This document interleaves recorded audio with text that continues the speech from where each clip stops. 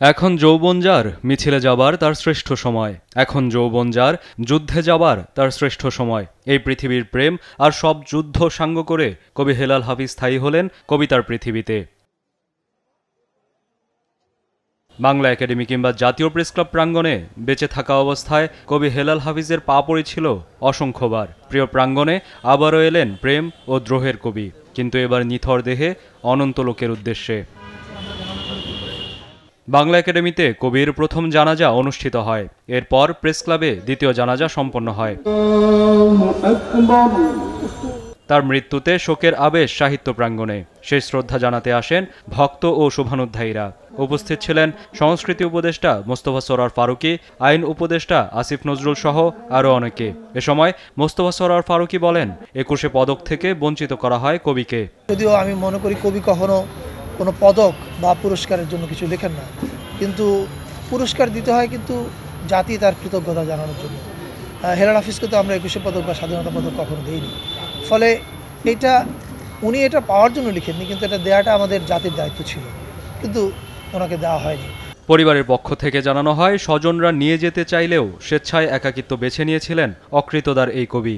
অনেক চেষ্টা করেছি চাচুকে আমাদের কাছে নিয়ে যাওয়ার, পরিবারের কাছে। পরিবার, আমার বাবা, আমার মা, আমার বোন যারা আছে, সবাই আমরা অনেকবার ঢাকায় এসেছি, চাচুর সাথে দেখা করেছি। চাচুর আশেপাশে যে ভক্তরা আছেন ওনাদেরকে নিয়ে আমরা যোগাযোগ করার চেষ্টা করেছি এবং কথা বলেছি অনেকবার যে চাচু চলো, শেষ অনেক তো হয়েছে, শেষ সময়টা আমাদের সাথে থাকো।